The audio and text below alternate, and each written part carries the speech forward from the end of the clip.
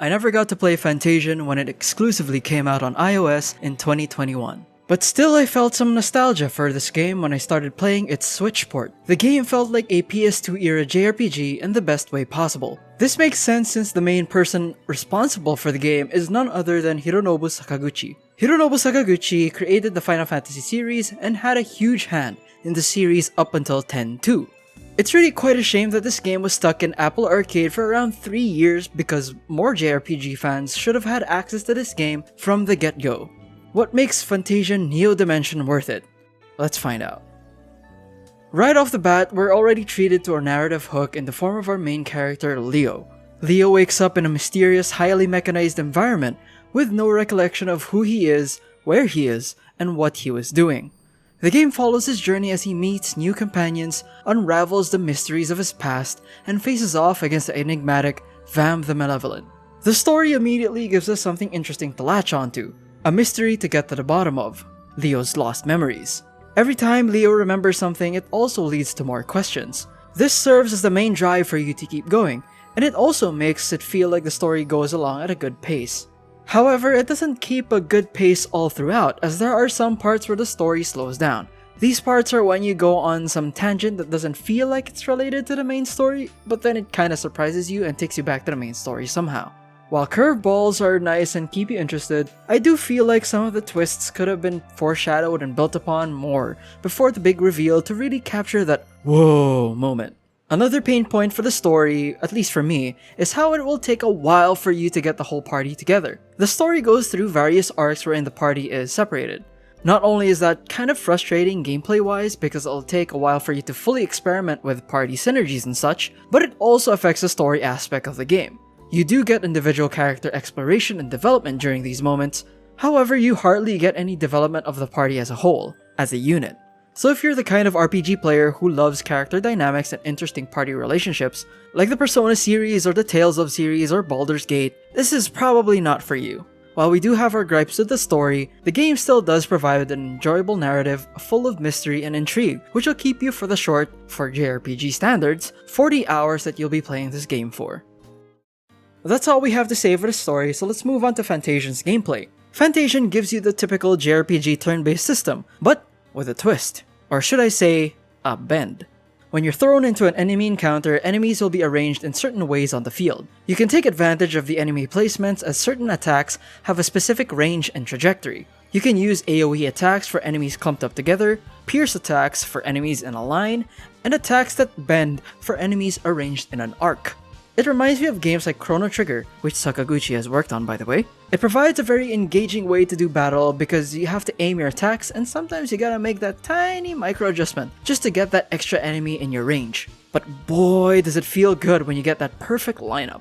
There are also bosses that utilize this battle system really well by making you think of how you can use trajectories to bypass certain defenses. Speaking of bosses, some of them have legitimate bite and aren't all bark. They provide a decent level of difficulty, especially ones that utilize certain status ailments to ruin your day. Any boss that uses curse can just go to hell. I don't care, screw you, go straight to hell.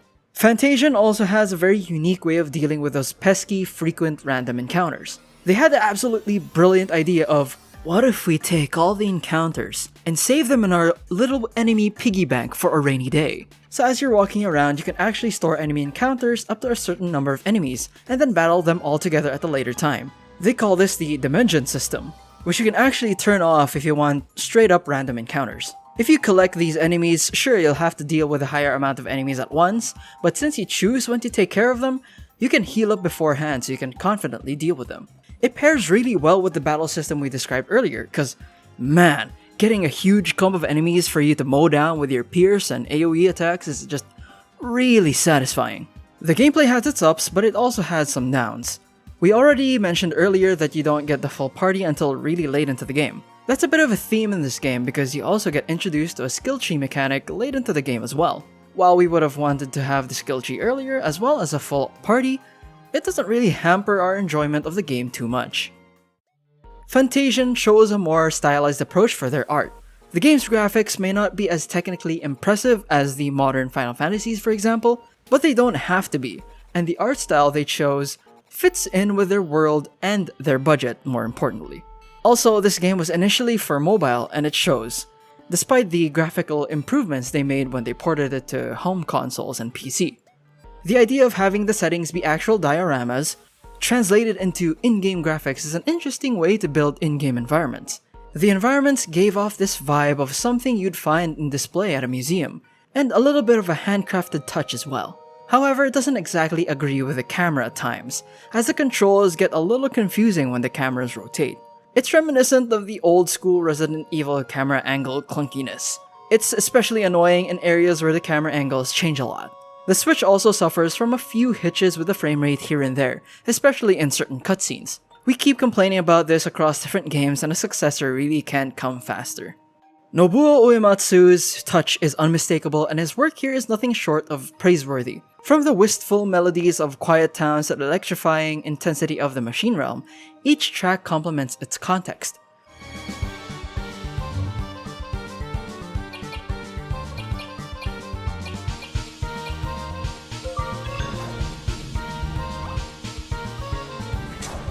But what truly sets this port apart is the addition of voice acting.